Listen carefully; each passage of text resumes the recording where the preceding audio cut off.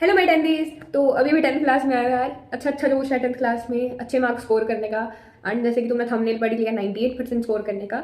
तो इतना डिफिकल्ट नहीं होते बोर्ड एग्जाम, सिंपल तुम्हारे स्कूल के एग्जाम की तरह ही होते हैं। जस्ट ऐसा लगता है तुम जैसे कि बैठे हो ना, तो सिंपल तुम स्कूल के एग्जाम दे रहे हो, बिल्कुल वैसे तुम्हारे बोर्ड के एग्जाम। तो इतने सारे क्वेश्चन जो तुमने थंबनेल के अंदर पढ़े हैं उसका आंसर देना पड़ेगा। तो उसका आंसर देने के लिए आज मैं आपके लिए ये वीडियो लेके आई हूँ। तो सबसे पहले अगर मैं बैच की बात करूँ तो मैंने नेक्स्ट टॉपर्स का बैच लिया था, जिससे मेरे हर सब्जेक्ट क्लियर हो गया था। आराम बैच भी लिया था मैंने, अभी बैच भी लिया था। एंड यार क्या बताऊँ, इतना अच्छी तरह से क्लियर हो गया ना आपकी। अगर तुम्हारा सब्जेक्ट्स मेरे ख्याल अगर तुम्हारी मैथ्स वीक है तो प्लीज ट्रस्ट शोभित भैया, वो तुम्हारी मैथ्स को इतना अच्छा बना देंगे, इतना अच्छा बना देंगे कि तुम्हें खुद ही नहीं पता चलेगा कि तुम्हारी maths day by day strong होती जा रही है। तुम खुद प्रैक्टिस करने लगे हो। तो अगर 10th में हो तो शोभित भैया के पीछे जा सकते हो blindly. Just trust me, I am guiding you as your elder sister. I am in 11th grade and just because of Shobhit भैया आई हैव टेकन जेई। मतलब अगर मैं जेई की तैयारी कर रही हूँ, अभी पीसीएम स्ट्रीम लिया मैंने, I am preparing for JEE examination just because of Shobhit भैया, बिकॉज उन्होंने मैथ्स के कंसेप्ट को इतनी अच्छी तरह से क्लियर कर दिया था। अगर साइंस की बात करूँ तो प्रशांत भैया 9th में तुम उनसे पढ़े, उनका तो तुम्हें सब कुछ पता ही होगा उनके बारे में। तुम उनके पीछे तो जा ही सकते हो कि like he is a God of science. ठीक है, बहुत अच्छा पढ़ाते हैं वो साइंस। उन पे तुम ट्रस्ट कर सकते हो। सिस्टी स्पेशली मेरी सिस्टी बहुत ज़्यादा वीक थी, क्योंकि मुझे ऐसा लगता था कि सब्जेक्ट में ज़्यादा रट्टा मारना पड़ता है एंड रट्टे वाली चीज़ें मेरे से होती नहीं है। एंड फिर बात करूँ तो सिस्टी मैंने दिगराज सर से पढ़ी थी, उन्होंने अच्छी पढ़ाई थी सिस्टी। फिर उसके बाद नेक्स्ट टॉपर्स का बैच वाला क्वेश्चन क्लियर हो गया। तुम्हारा अगला क्वेश्चन है कि क्या क्या क्या सैम्पल पेपर सोल्व करना जरूरी है। सैम्पल पेपर सोल्व करना बहुत बहुत ज़्यादा जरूरी है। कई बच्चे तुम्हें कहेंगे सुनना तुम कई बच्चों की, वो कहेंगे कि sample paper is just a time of waste. नहीं यार, सैम्पल पेपर कोई वेस्ट नहीं है। तुम्हें जब तुम्हारा सिलेबस कंप्लीट हो जाए जल्दी, क्योंकि मेरा सिलेबस साइंस का मैंने मार्च के अंदर कंप्लीट कर दिया था पूरा सिलेबस वन शॉट में, पर तुम्हें ऐसा नहीं करना है। तुम्हें धीरे धीरे सिलेबस कंप्लीट करना है। ऐसे कि मैं से मान लो कि मैंने जून में अपनी पूरी एनसीईआरटी लाइन बाय लाइन पढ़ना, ठीक है। क्योंकि अभी कई बच्चे कहते हैं कि वन शॉट पढ़ लो तुम्हारा कंसेप्ट क्लियर हो जाएगा। नहीं यार, वन शॉट उनके लिए है जिन्होंने 80% तक चाहिए। अगर तुम्हें 98% चाहिए तो प्लीज एनसीईआरटी की लाइन बाय लाइन एक्सप्लेनेशन पढ़ना। लाइन लाइन वाला अंडरलाइन करके एकदम पढ़ो, ध्यान से पढ़ोगे। तुम्हारे पास बहुत ज़्यादा टाइम है, मतलब तुम्हारे पास 1 साल है यार, तो पढ़ते रहो, ठीक है। एंड बहुत मेहनत करो, बहुत बहुत बहुत ज़्यादा मेहनत लगती है 10th क्लास में। मैंने पर्सनली सच बताऊँ तो बहुत मेहनत किया यार, बहुत ज़्यादा मेहनत करो तभी हो पाएगा, ठीक है।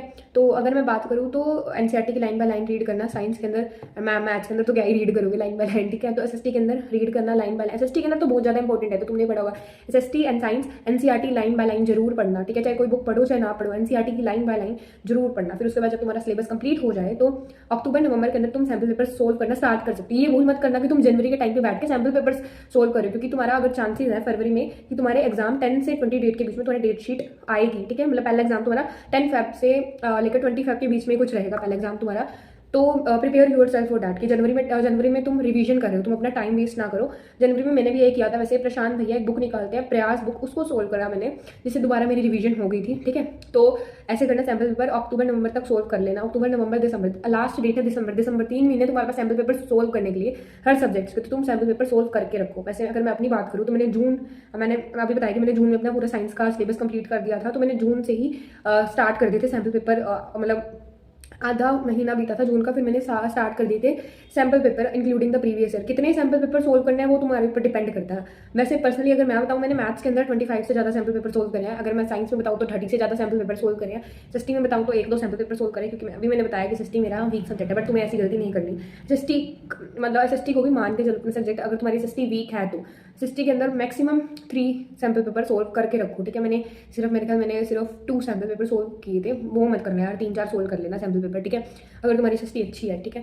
एंड अगर मैं बात करूँ इंग्लिश का मैंने सोल्व करे थे 5-6 सैम्पल पेपर मैंने इंग्लिश के सोल्व करे थे। तो तुम्हें भी एटलीस्ट 4 सैम्पल पेपर इंग्लिश के लगाने ही लगाने हैं। लास्ट की बात करूँ मैं, जब तुम लास्ट में तुम्हारा सिलेबस कंप्लीट हो जाएगा, सिलेबस के बीच में सैम्पल पेपर सोल्व करने की गलती मत करना, ना पीवाईक्यू सोल्व करना, क्योंकि तुम्हें इंस्टेंट गिल्ट होगा। अगर मैं अपनी बात करूँ तो मैं साइंस का चैप्टर करती थी ना, तो मैं पीवाईक्यू सोल्व करने लग जाती थी वन शॉट देख के।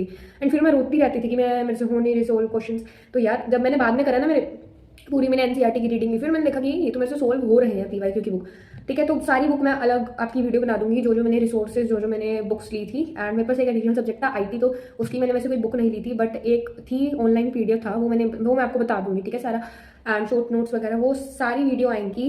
एंड मतलब फॉलो करो चैनल को, तो फिर उसमें मैं आपको सारी गाइड करती रहूँगी पूरी क्लास 10th की जर्नी में, and as your elder sister, ठीक है। तो आगे की क्लास 10th की जर्नी आपकी बहुत अच्छी रहने वाली है। अब अगर मैं बताऊँ नेक्स्ट क्वेश्चन की तरफ, तो क्या 2027 का बोर्ड एग्जामिनेशन टफ रहेगा तुम्हारे लिए?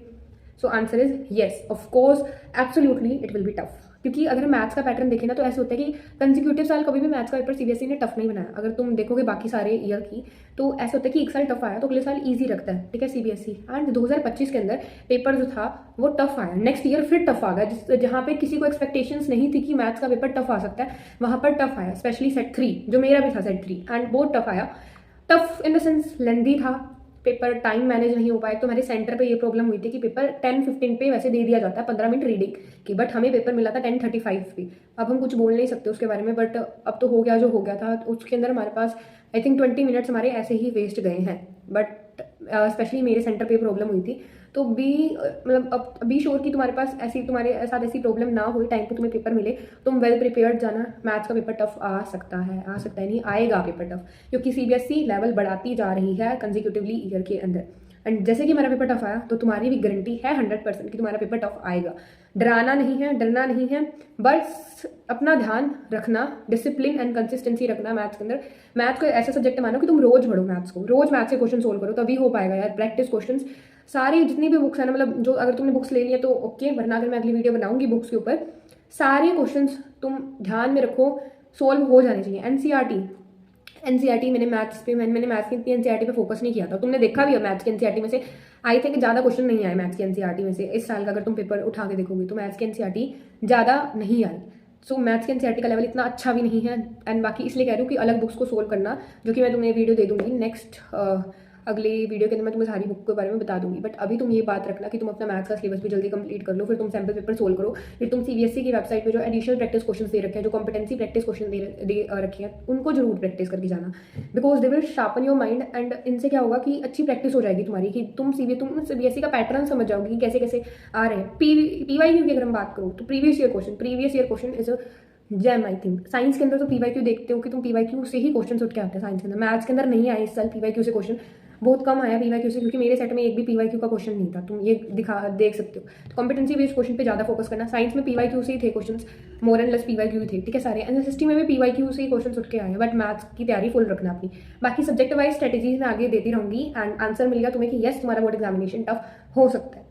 तो बाकी सारे क्वेश्चन के आंसर मैं नेक्स्ट वीडियो में देखती हूँ। तब तक चिल रहो, पढ़ाई करो, कंसिस्टेंसी, बहुत मेहनत करो, ठीक है। कंसिस्टेंसी के साथ मेहनत बहुत जरूरी है। बच्चे कहते हैं कि कंसिस्टेंसी जरूरी है, मेहनत इतनी जरूरी नहीं है यार। मेहनत ही बहुत ज़्यादा जरूरी है, ठीक है। बहुत ज़्यादा मेहनत करना। हाँ, ये भी नहीं कि तुम पूरा फुल हो जाओ, ठीक है।